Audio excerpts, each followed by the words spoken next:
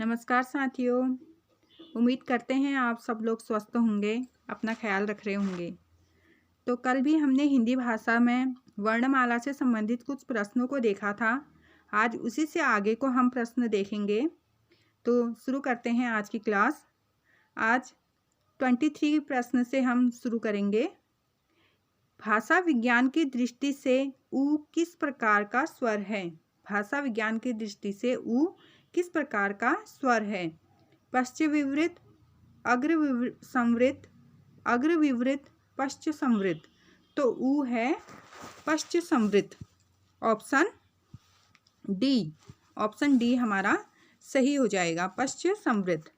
अगला प्रश्न है, ओठों की आकृति के आधार पर निम्नलिखित में से कौन अवृतमुखी स्वर है? अर्थात जिसमें वृत्त नहीं बनता है वह स्वर कौन सा है? ई, ऊ, ओ या छोटा ऊ। तो कौन सा है? ई में कोई भी वृत्त नहीं बनता है, तो ई अवृतमुखी स्वर है। अगला प्रश्न देखेंगे, प्रश्न 25 या आज का तीसरा प्रश्न। निम्न में कंठ वर्ण कौन सा है? कंठ अर्थात उच्चारण स्थान से संबंधित प्रश्न आ गए हैं। तो ऊ, अ, ई या बड़ी। तो कंठ है अ वर्ण जो है स्वर वह कंठ से उच्चारित होता है। अगला प्रश्न है, कौन वर्ण ओष्ठ नहीं है? अब नहीं का ध्यान देना है यहाँ पे कि ओष्ठ नहीं है। म, उ, ब, आ। तो आ अभी हमने देखा आ क्या होता है? यह कंठ होता है। तो आ क्या है? कंठ स्वर है। निम्न में ओष्ठ वर्ण कौन सा है? इनमें से बताना है ओष्ठ वर्ण कौन सा है? ओ, आ, ई, उ। तो उ हमारा क्या है? ओष्ठ वर्ण है। ऑप्शन डी सही हो जाएगा। अगला प्रश्न है, कंठ तालव्य कौन सा है? अब इनमें कंठ और तालव्य दो स्वरों से मिलकर जो स्वर बना है वह कंठ तालव्य होगा। कंठ और तालव्य से मिलकर कौन सा स्वर बना है? तो ऑप्शन ए उ, र, स, ए, ऐ, अ, आ। तो कौन सा हो जाएगा हमारा 28 का? कंठ और तालव्य से ए, ऐ। क्योंकि यह अ और ई से मिलकर बना है, इसलिए यह क्या हो जाएगा हमारा? कंठ तालव्य स्वर या वर्ण हो जाएंगे। अगला प्रश्न है, किस वर्ण का उच्चारण स्थान कंठ तालु है? फिर से वही प्रश्न कि कंठ और तालु से कौन सा वर्ण बना है? तो ऐ हमारा कंठ और तालु से बना है। Option B. क्योंकि ये कंठ अ और तालु ई, अ और ई से मिलकर बना है, इसलिए यह कंठ तालु वर्ण हो जाएगा। फिर से वही प्रश्न है, ऐ के उच्चारण में डॉट डॉट और डॉट डॉट की सहायता ली जाती है। तो किस किस की सहायता ली जाती है? अभी मैंने बताया कि इसमें अ और ई की सहायता ली जाती है। तो कंठ और तालु जो वर्ण होते हैं उनकी सहायता ली जाती है ऐ के उच्चारण। अगला प्रश्न है, ओ, औ किस प्रकार के वर्ण हैं? अब ओ और औ बताने हैं यह किस प्रकार के वर्ण हैं। तालव्य, मूर्धन्य, दंतोष्ठ, कंठोष्ठ।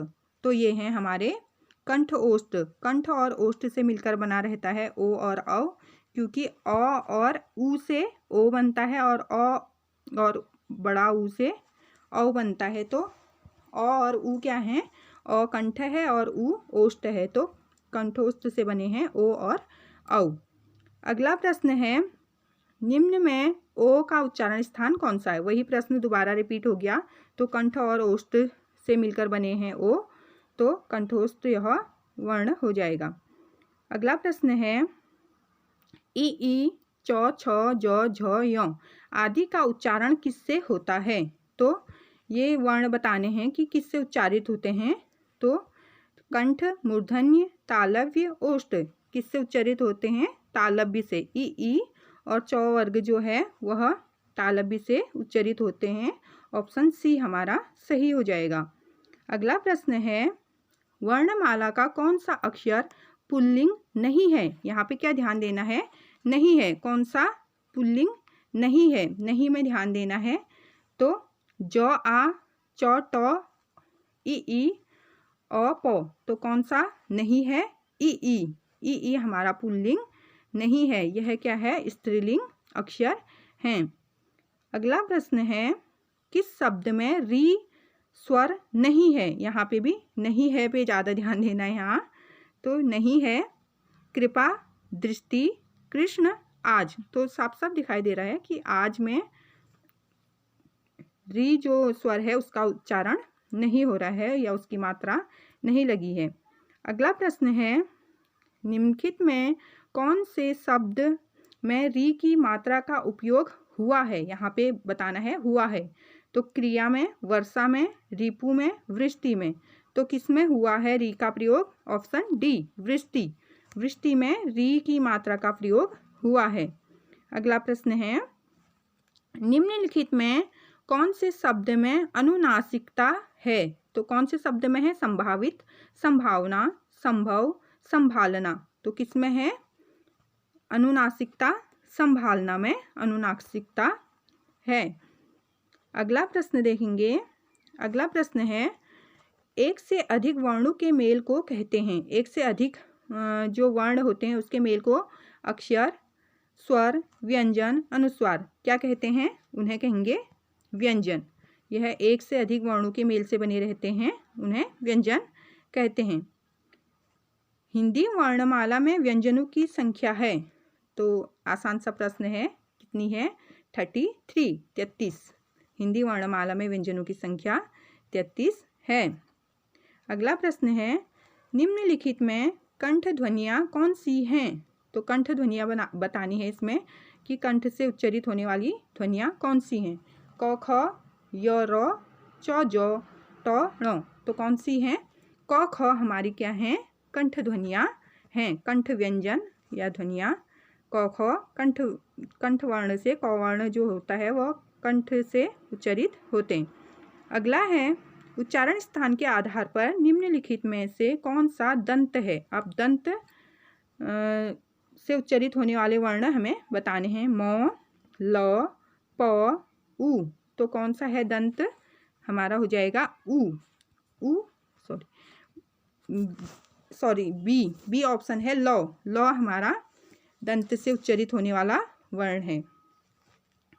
तो दोस्तों, हमारे प्रश्न यहीं पे समाप्त होते हैं। उम्मीद करते हैं आपको ये प्रश्न अच्छे लगे होंगे। इसी तरह हमारे वीडियो देखने के लिए हमारे चैनल को सब्सक्राइब कीजिए, लाइक कीजिए, ताकि आपको आने वाले सभी वीडियो इसी प्रकार मिलते रहें।